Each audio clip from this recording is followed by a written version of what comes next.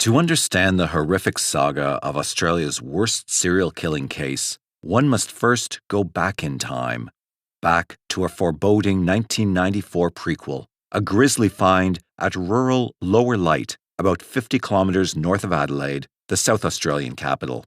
A farmer had stumbled upon skeletal remains in a barren field on August 16, 1994. Social talk in the quiet city of churches turned once again to speculation about what might follow. By 1994, South Australia already had a long, disturbing history of abductions and serial murders. Yet no one versed in the beautiful city's bizarre heritage could have predicted the sequel to that single body find, a complex web of murder and fraud. Like the case's vault of horrors itself, the Lower Light corpse's significance would not be revealed until 1999. When a body is found in South Australia and the police announce foul play, a sickening sense of déjà vu grips both the media and public imagination. A brief review of some notorious cases explains why. Established in 1837, Adelaide, the city, was well conceived. Originally planned by military engineer Colonel William Light, it was laid out with impressive foresight and intelligence. Light envisioned a series of city squares, connected by wide streets, laced with gardens, and surrounded by parklands. The site he chose for his orderly, open-plan city was ideal. Adelaide would grow between a mountain and the sea. And though built in the driest state in Earth's driest continent, fresh water would be in ample supply. The River Torrens winds from rocky gorges in the Mount Lofty Ranges through the coastal plains to the sea. Colonial planning also aligned with Light's vision. When most other Australian cities were primarily penal settlements, Adelaide was stocked exclusively with free settlers. But beneath this cultured exterior has always lurked a propensity for brutal crimes. Colonel Light's statue in North Adelaide looks down on the panorama of a magnificent city centre and on many terrible crime scenes. Controversial author Salman Rushdie visited Adelaide in the 1980s and later declared it a perfect setting for a Stephen King novel or horror film, adding that sleepy conservative towns are where those things happen. Australia Day, 1966, in the midst of post-war optimism and an economic boom, saw Adelaide shocked by a presumed triple abduction murder. The victims were children, Jane, Arna, and Grant Beaumont, aged 9, 7, and 4 respectively, vanished after leaving their home for nearby Glenelg Beach, never to be seen again. As if to signal trends to come, the case prefigured the horrors that were to befall Adelaide in the 1970s.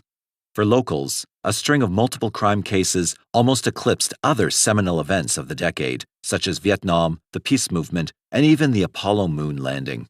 The chilling words, serial killings, came to apply to South Australia long before the expression entered popular speech around the world. The decade kicked off with a heart-rending tragedy, a domestic killing spree. In September of 1971, Clifford Cecil Bartholomew was charged with the shooting murder of 10 of his relatives at Hope Forest near Adelaide. Among the dead, Mrs. Heather Bartholomew, a baby, and a group of siblings aged from 4 to 19. Pleading guilty to the murder of his wife in November of that year, Clifford Bartholomew was sentenced to death but ultimately served only 8 years imprisonment. In August of 1973, Joanne Ratcliffe, 11, and her friend Kirsty Gordon, 4, attended an Australian rules football match at Adelaide Oval with Joanne's parents. Presumed intercepted en route to the toilets by an unknown offender at the three-quarter time break, they were never heard from again. South Australia reeled, recalling the Beaumonts. Both the police and public speculated that the same predator might be responsible for both abductions. But despite exhaustive inquiries, each case remained unsolved. Out mushrooming on public holiday Anzac Day in 1978, a man discovered the body of a young woman in scrubland near Truro, about 80 kilometres north of Adelaide. Though sparsely populated, Truro lies near the world-famous Barossa Valley wine district. Related corpses were soon unearthed near Murray Bridge, a river town to the east of Adelaide, and in a northern suburb's rubbish dump. While the modus operandi was variant, one victim had been shot, another beaten and stabbed. All had disappeared between December 1976 and February 1977. It was also later established that each had been abducted from either Adelaide city centre or northern suburbs. Police soon connected further disappearances of teenage girls, though no suspects were identified until 1979. By then, the case locals simply called Truro encompassed 7 victims, aged 15 to 26. James William Miller, one of 2 men ultimately found responsible for the murders, had made statements incriminating himself to his former lover, Christopher Robin Worrell. Worrell, a handsome young bisexual with a prison history, had been killed in a traffic accident 2 days after the disappearance of the last victim in February 1977. Miller led police to where he and Worrell had buried or hidden their other victims, as far apart as Port Gawler on the South Australian coast, Gilman on the outskirts of the city, and further sites at the killer's main graveyard near Truro. In March 1980, Miller was found guilty of the murders of 6 of the 7 victims and sentenced to life imprisonment. Worrell, some suggested, had already been dealt with by a higher court. But even before Miller's conviction, another serial case was alarming Adelaide from 1979 onwards. The mutilated body of Alan Barnes, 17, appeared on the banks of a reservoir north of Adelaide a week after his disappearance.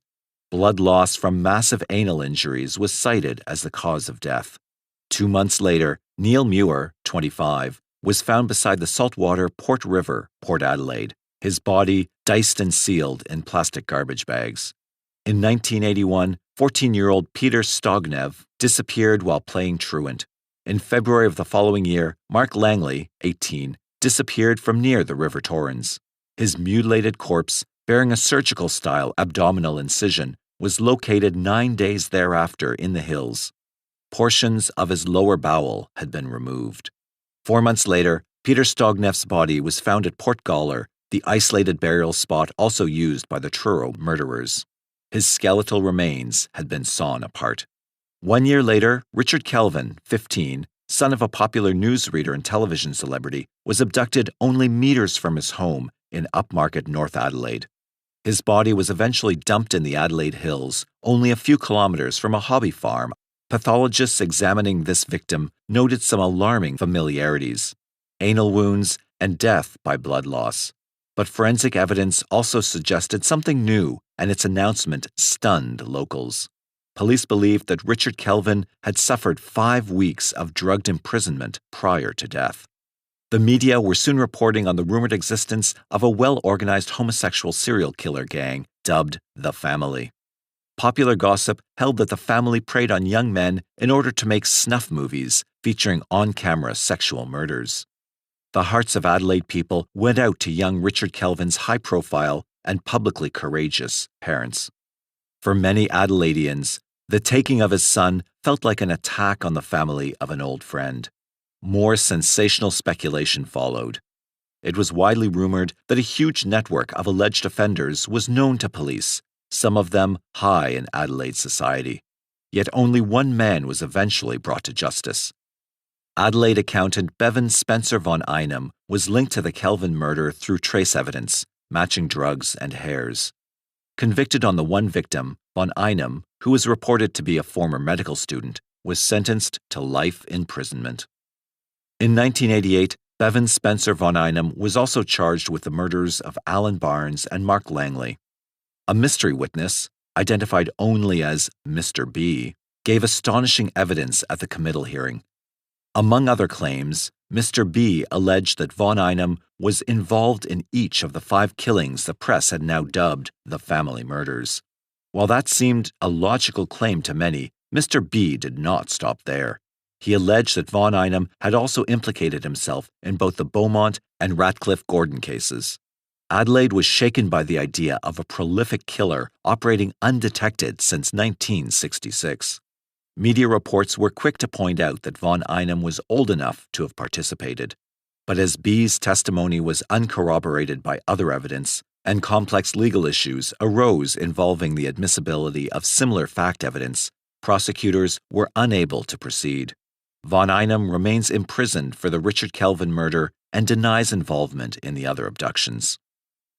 Against this formidable background, police, journalists, and citizens of South Australia have learned not to make any assumptions. When just one body is pulled from the ground or found beside a river, it might simply be the beginning. Such was the case on August 16, 1994, with the unknown corpse at Lower Light. But Australia would have to wait until May 20th, 1999 to see more than the tip of the proverbial iceberg. It would surface in a northern haven called Snowtown. Rural Snowtown, about 150 kilometers north of Adelaide, is home to between 500 and 600 people. Not far from the little wheatbelt community, one low range of hills breaks up kilometers of flat farmland stretching to each horizon. Like most South Australian bush towns, Snowtown has weathered the backwash of the state's economic misfortunes. Housing is cheap, but jobs and services are on the decline in the country. While ambitious youngsters head into the city in search of tertiary education and work, many of the urban poor and unemployed are attracted to rural centres, the only places they could ever afford a home. The sudden influx of strangers frequently raises the level of angst, and some claim crime, in beleaguered, close-knit bush towns. It's an economically driven pattern now reflected in every Australian state. In the early 80s, Snowtown gave one the impression of turning back the clock to that nostalgic, perhaps romanticized, old world of hardworking, peaceful country folk. Snowtown's aura held no trace of the tension and menace usually associated with cities. But on Thursday, May 20th, 1999, that traditional, restful persona was shattered. In the final stages of a complex, year-long missing person investigation, police entered the former Snowtown branch of the State Bank of South Australia. Like many rural banks, the branch was no longer in service. The red brick building in the town's main street proved to be a chamber of horrors. 6 black plastic barrels, or vats, were located behind the old bank vault's 10-centimeter thick metal door. They contained acid and human body parts from 8 different victims, including 15 human feet. Police information suggested the victims' remains had been in storage there for at least 3 months. Outside the vault itself, the former main banking area contained electrical and computer equipment. Disbelief and revulsion gripped the small town as word quickly spread. An early topic of conversation was the unique, stomach-turning stench released from the vault upon its opening. "As a police officer, I've smelt death before," commented Snowtown policeman Ian Young. "You don't have to get close to this to know what this was." Barry Drew was working next door to the old bank when police began removing evidence.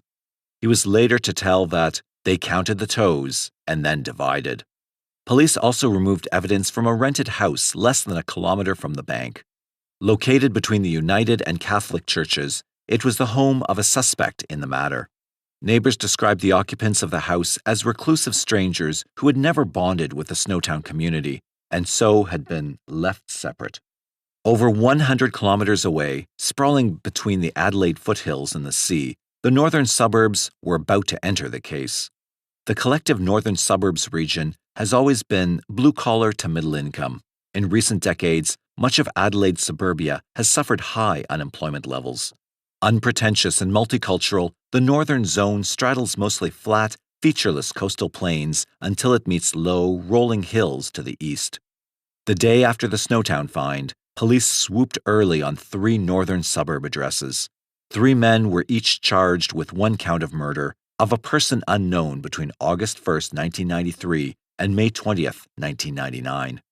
John Justin Bunting, 32, of Craigmore, Robert Joe Wagner, 27, of Elizabeth Grove, described by some neighbors as brooding and illiterate, and Mark Ray Hayden, 40, of Smithfield Plains, were arrested with an expectation that more charges would later be laid. All were remanded in custody to reappear on July 2nd, 1999. By Sunday, June 23rd, police were searching for more bodies. They arrived at a former residence of Bunting's, a double-fronted, semi-detached house on Waterloo Corner Road, Salisbury North, which has since been demolished. A new high-tech ally accompanied their search for evidence. Instead of the traditional cadaver dogs and methane probes, investigators employed ground-penetrating radar, a spin-off of technology developed to find plastic landmines in the 1982 Falklands War. The compact invention had already proved itself in finding bodies in Britain's infamous 1994 House of Horrors case involving serial killer Fred West. Police broke up a concrete slab just outside the public housing property's back door. Apparently, the suspected gravesite had also once been covered by a rainwater tank. Once the earth was exposed, a bright yellow box resembling an oversized lawnmower was wheeled across the spot. Within minutes, the device's readout supplied the anticipated data. An area of about 2 meters square had been disturbed, then refilled. At 3 p.m., after careful digging, forensic police located a human body at a depth of about 2 meters, secured in 2 separate plastic bags. It was clear that investigators had arrived armed with detailed information. In fact, the arrests and searches were the culmination of long months of behind-the-scenes preparation. Unknown to the Snowtown case's alleged offenders, Acting Police Commissioner Neil Mackenzie had authorized the formation of a task force. Named CHART, it was under the command of veteran detective Chief Superintendent Paul Schramm. The CHART's original brief was to investigate the connection between 3 missing people. By the time it was fully assembled, the CHART had included 33 police from major crime scene examination, forensic evidence gatherers, and missing persons squad. Supporting them were administrators to help handle the information and manpower workloads, as well as anthropologists and pathologists. Never before in the history of South Australia has the challenge been so great, declared Mackenzie, to investigate a series of crimes as a single event. Who were the 3 subjects of the initial inquiry? Barry Wayne Lane, a 40-year-old transvestite and convicted pedophile who vanished in October 1997. His friend Clinton Douglas Trezise, who was last seen in 1993 at the age of 22, and mother of 8, Elizabeth Hayden, declared missing in 1999, aged 37, and married to one of the accused. Linking these identities and their last known movements and associates had ultimately led CHART investigators north to the bank vault.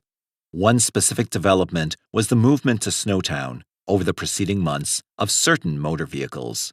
Allegedly, these vehicles of interest belonged to key associates of the prime suspects who obviously had no inkling that a net was closing around them. A shocked public absorbed the details of the vault of horrors in Snowtown, then the bagged body in the northern suburbs of Adelaide. It was announced that CHART forensic detectives suspected the latter might have been 3 to 4 years in the ground. But there was little time for contemplating the significance of that. Wednesday the 26th brought another twist to the case. A second, older body was located, buried virtually under the first. Initial sweeps with ground-penetrating radar had suggested that the soul beneath the first body had not been disturbed. However, subsequent scans disclosed recompaction over an earlier burial site. Digging again, the police discovered skeletal remains about 3 meters down, this time not enclosed in plastic. The body count had climbed to 10.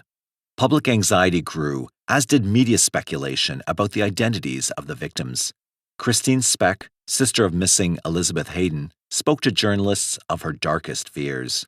Ms. Speck said that Elizabeth would not have disappeared of her own free will because of her commitment to her sons. Elizabeth Hayden's brother, Garyon Sinclair, and his wife Ray told reporters that they had also entertained grim suspicions following Elizabeth's vanishing. State Housing Minister Dean Brown said he expected the public housing property to be demolished. Residents on either side of the death house were given the option of moving out. One quickly accepted. On May 27th, police announced that the first of the 10 bodies recovered so far, that of a male, had been identified by fingerprints. The victim's name was withheld pending notification of all his relatives. With 3 people now charged and a plethora of interviews with neighbors, relatives, and friends on the accused underway, a picture began to emerge. It presented a surprising alleged motive for the killings: Social Security pensions. Federal welfare agency Centrelink sifted through their disability support pension files, seeking connections to a list of missing persons provided by police. Some of those missing had not been formally reported to authorities. Others apparently had, while it was believed that in both cases, routine welfare payments were still outgoing, and someone was allegedly receiving them. Certain media reports suggested secondary motives of a psychosexual nature. Others implied a possible link to neo-Nazism by one alleged offender. Yet consistently, police press releases remained centered on a financial motive. Some investigators suspected victims' welfare payments had been accessed for years after they'd gone missing. Serial killing, if you will, for serial benefits. "We do not believe these are random killings," said Detective Superintendent Schramm. Also concerned to allay public fears, Acting Commissioner Mackenzie suggested that the killings could be characterized as a group that preyed on itself. In the United States, a comment was invited from a forensic psychiatrist with the FBI and New York State Police Forensic Sciences Unit, Dr. Park Dietz. Dr. Dietz compared the body disposal techniques of Snowtown to those of prolific serial killer Jeffrey Dahmer, who alone murdered 17 young boys and men. But on learning that 3 alleged offenders were involved in the Snowtown case, Dr. Dietz added a comment regarding motive. His expert view was that in cases involving 3 or more killers, the motive usually proved financial, as opposed to sexual. This certainly supported Chart Police's impressions. However, a further twist awaited. The 3 alleged offenders were soon to have company. On June 2nd, Task Force Chart detectives made another arrest in the northern suburbs. James Spiridon Vlasakis, 19, became the 4th to be charged. His alleged read was that on May 4th, he had committed murder at Snowtown. Initially, however, details of this allegation were kept from the public. Prosecutors obtained a suppression order on most of Vlasakis's allegation, including the name of the alleged victim. After an application by the media to lift the order, Adelaide Magistrate David Swain held a bedside hearing on July 3rd in Glenside Psychiatric Hospital, where Vlasakis had been placed after his arrest. Magistrate Swain imposed an interim suppression order but agreed to hear legal arguments on the issue the following day. Following that debate, part of the order was relaxed, enabling the publication of Vlasakis's name and the date and place of the alleged offense. Reportedly, Vlasakis attempted suicide twice in his first week in custody. He was secured in James Nash House, the South Australian Department of Corrections Maximum Security Psychiatric Clinic. Fresh information, possibly supplied by Vlasakis, led investigators to conduct thorough searches of further properties. A house was visited at Burdekin Avenue in the river town of Murray Bridge, 70 kilometers to the southeast of Adelaide. It apparently yielded nothing helpful. Remaining under tight scrutiny in James Nash House, Vlasakis was remanded to join the other accused in court for July 2nd. By June 3rd, Task Force Chart Police had identified 6 of the 8 bank vault bodies by age and gender. Fingerprint and dental records were being accessed to tie the victims to collated police information. No names of the deceased had been released to the public, and Chart's information suggested they would find at least one more body. Old files on unidentified human remains were pulled and considered, including those found at Lower Light back in 1994. Some detectives suspected that they were dealing with murders committed as early as 1992. The suggestion was also raised that a man missing from neighbouring Australian state Victoria, one Gavin Porter, might be among the dead. Chart detectives turned to recent science to confirm their leads and suspicions. The comparatively new discipline of DNA profiling offered the best hope for positively identifying the badly decomposed bodies. Fortunately, Task Force Charts' information suggested specific missing persons whose identities, through blood relations, could be verified. DNA matching is an expensive process, each test costing just under $300 Australian dollars. It relies on police being able to trace the relatives of the suspected deceased, who can then provide samples for microscopic comparison. DNA identification of an offspring means that a subject is 20 million times more likely to come from the sampled parents than from anyone else. Those are very persuasive odds, and the testing procedure itself is relatively fast. What can hamper the matching process is the time and difficulty involved in locating and sampling living relatives. Parents, for example, who may not have shared their lives, or geography, for many years. But the process's strength lies in the resilience of human DNA. Whether a body has been buried, burnt, or, in the case of the Snowtown vault, corpses immersed in acid, that which survives is often substantial.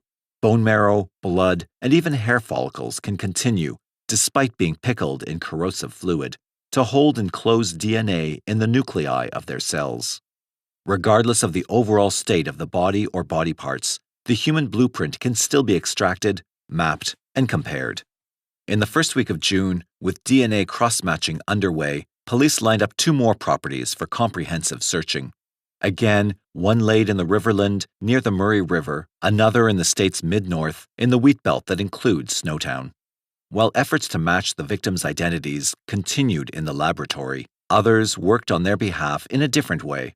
The Christians of Snowtown held a poignant combined churches service on June 7th in the local hall. Less than 60 people attended, representing United, Lutheran, and Anglican churches. They lit 8 candles, one for each of the vault's victims.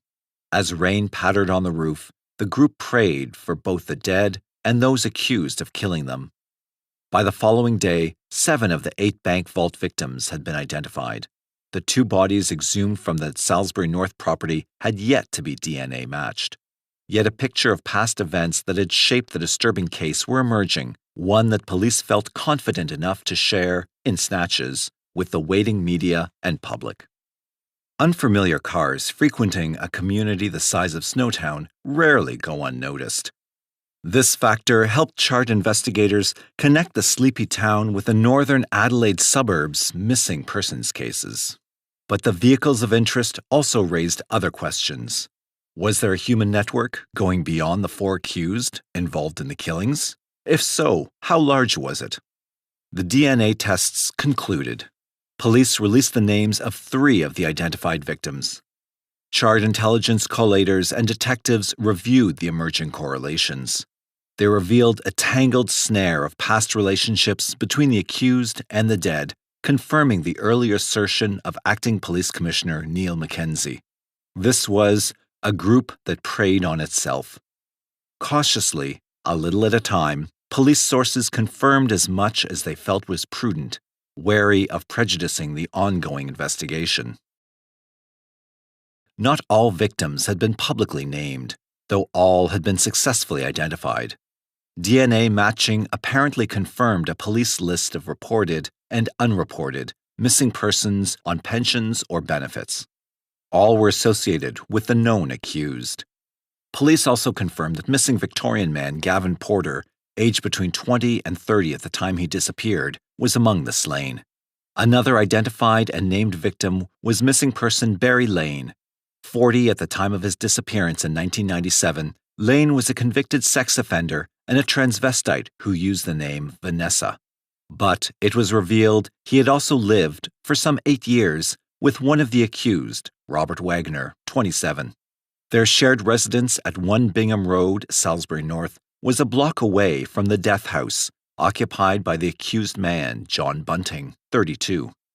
Barry Lane, in turn, had been involved in a sexual relationship with another key missing person who had triggered the whole chart investigation, Clinton Douglas Trezise, 22 at the time of his vanishing. Returning to John Bunting, a former resident of 203 Waterloo Corner Road, the death house, he was engaged to Gail Sinclair, sister of a key missing person, and now identified and named victim, Elizabeth Hayden, née Sinclair. Elizabeth Hayden was, of course in life, the accused man Mark Hayden's wife. These revelations bring us full circle, back to that grisly 1994 prequel to the Snowtown murder story with which we began, the single body at lower light. By June 8, 1999, chart detectives had obtained an old X-ray image of Clinton Trezise from a previous employer. As it was scrutinized by pathologists and anthropologists assisting the task force, a 5-year-old mystery was finally laid to rest, and the key historical connection made. The announcement by police in June of '99 took me back to '94, when yet again many South Australians had wondered what terrible multiple crimes they might soon be reading about. Those skeletal remains found at lower light on August 16, 1994, were Trezise's. Ironically, he was the first to be found, among the last to be identified. In a further irony, the ID match was made by an outdated form of medical technology, an X-ray, not complex DNA testing. Clinton Douglas Trezise had last been sighted in 1993 but had not been reported missing until 1995. By then, his unidentified skeleton had already been found. While there's little question that Trezise met with foul play and figured prominently in charts behind-the-scenes inquiries, a doubt still hangs over his identity as a victim of this alleged group. His killer may still be at large. Detective Superintendent Schramm included the lower light body's identification. Calling it a significant breakthrough, Schramm defined the elusive ID as a matter we have been trying to achieve for the past 4 years. He added, "Of the 11 people on our list, balancing against 8 vault bodies, 2 backyard burials, and 1 from lower light in '94, we now think we can account for all of those people. We are not at the moment looking for any more bodies." The South Australian Police Department's complicated, delicate search for further offenders and accomplices goes on, but, for the time being at least, Snowtown's deadly math appears to add up. Chart police remained cautious in releasing information. One suppression order hanging over the case still prevents public identification of one victim. However, mostly through the recollections of neighbors and relatives, sketches of a few key personalities have already developed. Though little has so far come to light about John Bunting, backstories have emerged for alleged co-offenders Mark Ray Hayden and Robert Wagner, along with some insights into alleged victims Elizabeth Hayden and Barry Lane. Mark Hayden had lived with his father in Elizabeth East, a northern suburbs address only a few kilometers away from the death house at Waterloo Corner Road, Salisbury. The Haydens had lost Mark's only brother in a car accident years earlier. Neighbors remember Hayden as a quiet person who used the name Mark Lawrence and often spent time working on his car. While apparently unemployed, Hayden enjoyed frequent and numerous visitors, many of them rough and rugged. Nonetheless, neighbors said, the Haydens' address was never noisy or disruptive. Around 1995, alleged victim Elizabeth Sinclair moved in with the Haydens, becoming Mrs. Elizabeth Hayden some 2 years later. A neighbor's impression of her was a bit slow, but happy-go-lucky. Mr. Hayden Sr. left the Elizabeth East address in 1998. His son told neighbors that he'd gone into a nursing home. Since learning of the Snowtown case and its alleged financial motivation, the same neighbors have asked police to verify the aged Mr. Hayden's whereabouts. In September 1998, Mark Hayden sold the rundown house to a developer and moved to Smithfield Plains, a neighboring northern suburb. It was from that address that Mrs. Elizabeth Hayden disappeared. On Sunday evening, November 22, 1998, Mark Hayden arrived at the home of Elizabeth's brother, Gleidson Sinclair. Gleidson and his wife Ray, who lived about 5 kilometers north of Hayden's home in Smithfield Plains, had been hosting Elizabeth's sons, aged 11 and 12 respectively, for the weekend. The Sinclairs had anticipated both the Haydens collecting their children, but Mark came alone. Before removing the boys, Hayden allegedly told Gleidson Sinclair that following an argument on the weekend, Elizabeth had left him.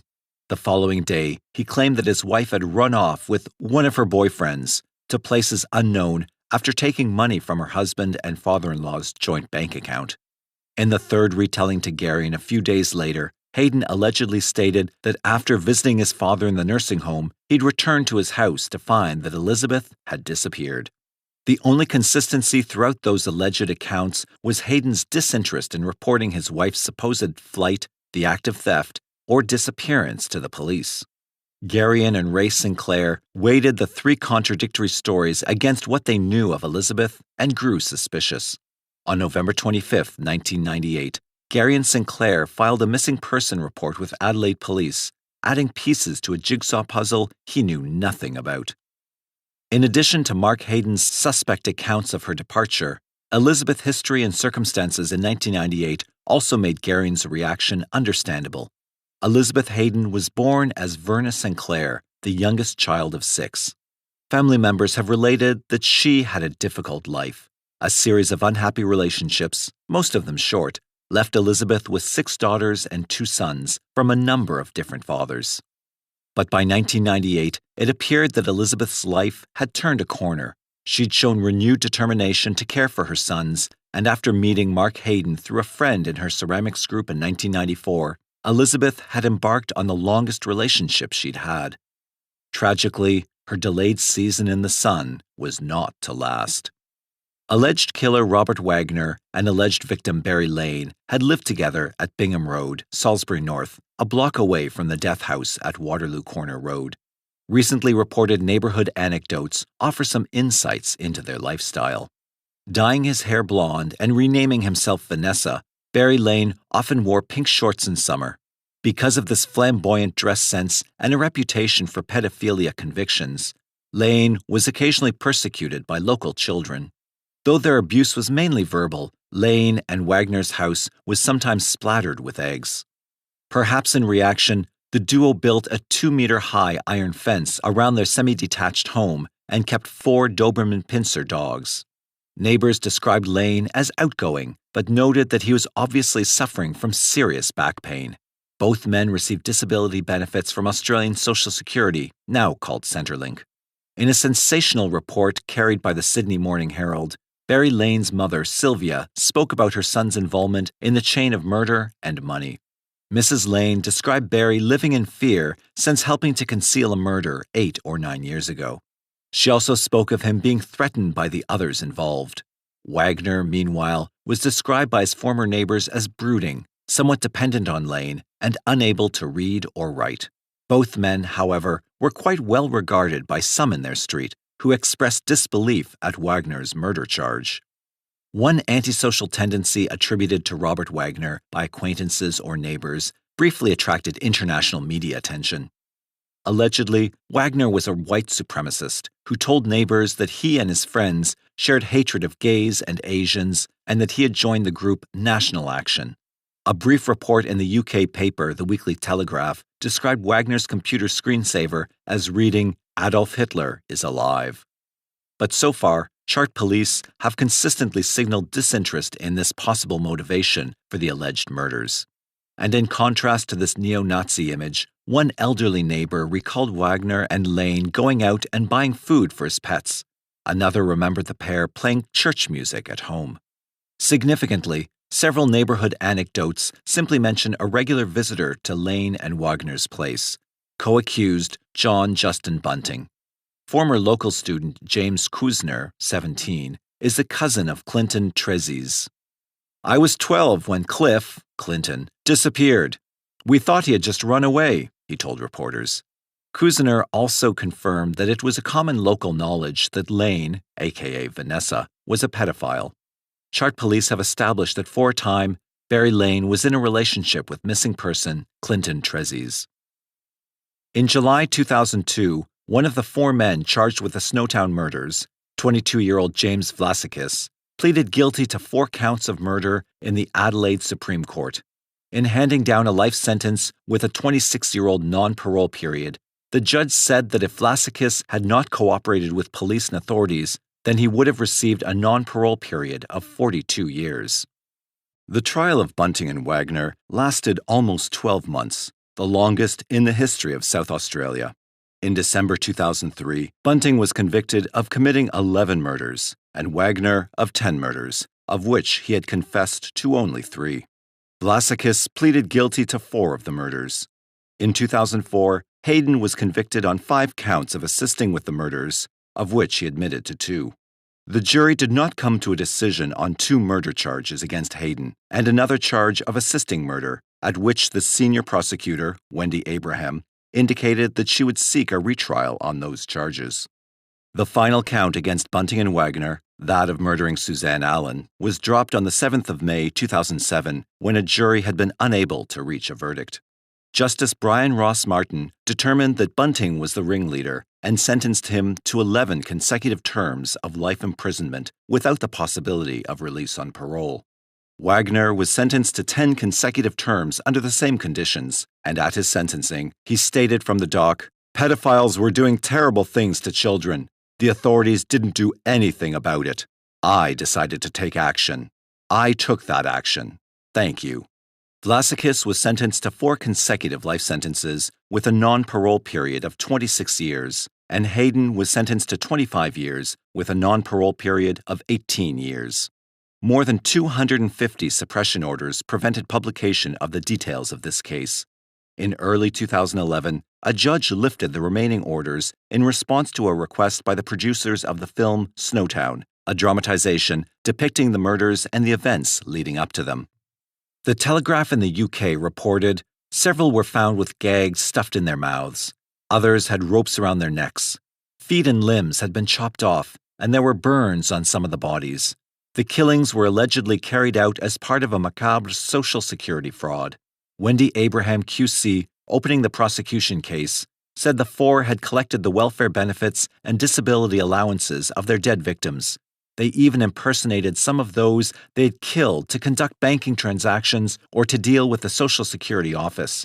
Before being murdered, some of the victims were made to repeat scripted phrases, which were taped and left on the answering machines of their relatives and friends to divert suspicion from their disappearance. Also located in the bank and vault were handcuffs, a set of knives, ropes and tape, a number of rubber gloves, and a machine which was capable of giving an electric shock.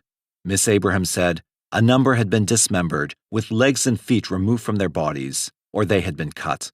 One had his hands handcuffed behind his back and his legs tied together. More than one of the bodies had marks consistent with burn marks. If you say you're from Snowtown, people are like, "Ooh, the murders." So some locals don't even say they're from Snowtown. They'll say the Mid-North. After the murders, it did not take long for some to see a silver lining. Souvenirs went on sale and attempts were made to cash in on the crimes. Documentaries and a film were made. In Snowtown, there has been constant talk of turning the old bank vault into a tourism site, potentially a museum. Each time the story of these crimes is revisited, it re-triggers the emotional and psychological turmoil that these families have gone through. At the time, the local press reported a suggestion that the town's name be changed to avoid the stigma now associated with the name, although this suggestion was never acted upon.